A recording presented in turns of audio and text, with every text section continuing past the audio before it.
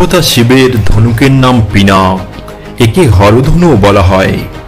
হিন্দু পুরাণে পিনাককে সবচেয়ে শক্তিশালী ধনুক বলে মনে করা হয়।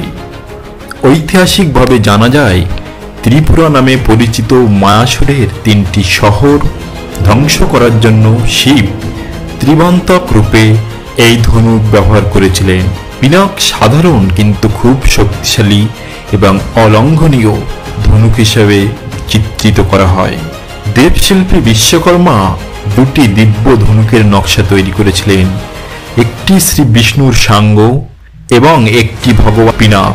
রামায়ণের আদি পর্বের বিবরণ অনুসারে তা জানা যায়, মহাদেবের এই পিনাক স্বর্গ মর্ত্য পাতাল 3 ভুবনকে একত্রে ধ্বংস করার ক্ষমতা রাখে।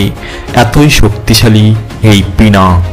মহাদেবের এই পিনাক মহাভারতের যুদ্ধে ব্যবহার করা হয়েছিল, তার আদি বৃত্তান্ত আছে।